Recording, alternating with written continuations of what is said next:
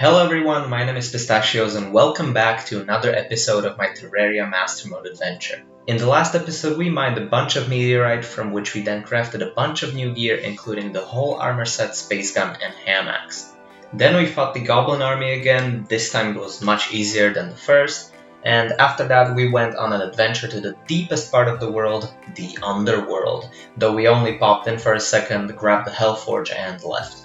We also fished a bit on the side, but that was clearly not the most interesting part of the video. So that's it for the recap. Now I'd like to announce that I will be trying something new this episode, and that is post-recording commentary, which basically means that most of the commentary you'll hear is me reading a script while editing the video. The reasons for this decision are that the microphone quality in the latest uploads was not very good, mostly because I changed my setup during Christmas, and also I think this way my train of thought will be way easier to follow and I won't just be mumbling about random things. Of course, I'll still be recording my mic audio during gameplay so you can hear my genuine reactions if needed. That's about all I wanted to say and I hope you'll enjoy this video. So, since we now have a path all the way down to the underworld, I have decided that the first thing I want to do is get tons of Hellstone. Hellstone is pretty much the best pre-hard mode ore, since the molten tools, the pickaxe and the ham axe are the fastest pre-hard mode tools, and the molten armor is the most defensive and melee focused pre-hard mode armor set. Other than the tools and armor, there are also a bunch of very good weapons like the Fiery Greatsword, Molten Fury or Phoenix Blaster, which we can't actually make yet since you need the handgun, which is found in locked gold chests in the dungeon. I calculated how much Hellstone I'll need and the result was about 500, which is quite a bit. Hellstone is not hard to find. It's scattered all over the underworld, but it's tricky to mine unless you have a bunch of obsidian potions or the lava charm or any of its upgraded variants.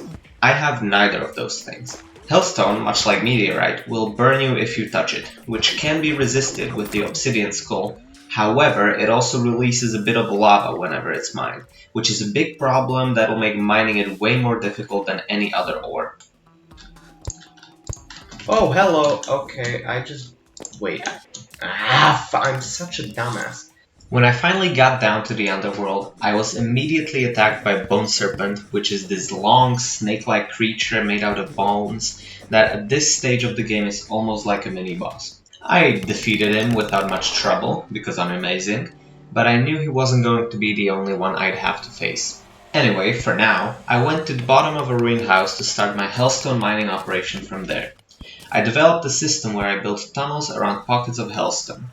These pockets would contain the lava from mined Hellstone so that I could safely collect it without burning to death. I continued this process for quite some time, during which I fought off many enemies, including several bone serpents, until I eventually succumbed to my own stupidness. But I forgot that still happens, and we're low again. And I died. I didn't expect it to fill up so quickly. Since I only gathered little over 300 Hellstone, I had no choice but to head back. On my way down, I noticed my lifeform analyzer showing that there is an unconscious man nearby. The unconscious man is a town NPC that randomly spawns anywhere in the world after you have defeated the Eater of Worlds or the Brain of Cthulhu. After you find him and interact with him, he changes into the Tavernkeep and will be able to move into a house. The Tavernkeep is actually a very important NPC since he lets you fight the Old One's army, and I won't be explaining what that is yet since we won't do anything with it for probably quite some time. Anyway, he gets killed before I'm able to locate him, so I just continue on my way down. When I get into the underworld, he spawns again, and this time I actually watch him get killed by a Hellbath. No! What the hell? They really want me to get him, I guess. But I'm just failing horribly. Not long after, I pick him up on my lifeform analyzer for the third time, but I'm completely unable to locate him until he eventually disappears. Unconscious man. He's somewhere. Somewhere that way. That's not him. Is he here in this house?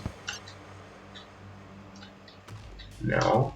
I'm so confused right now.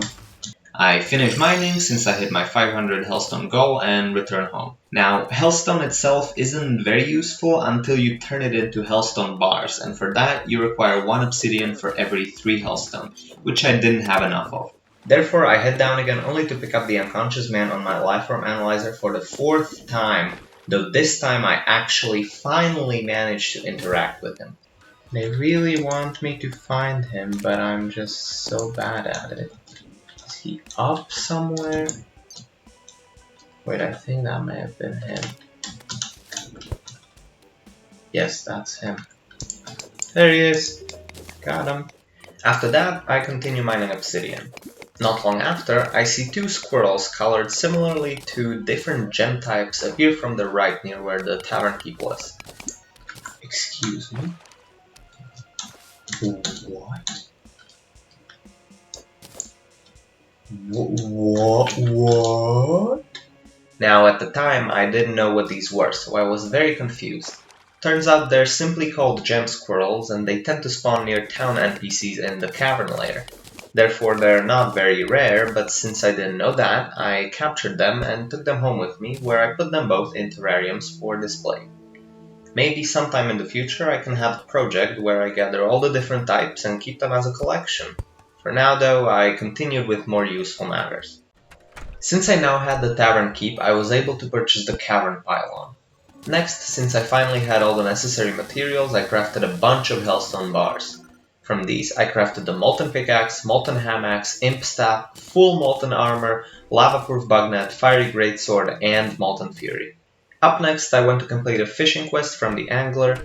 The location for it was Surface Tundra, which was very easy since there's a big lake right next to my Goblin Tinkerer's house.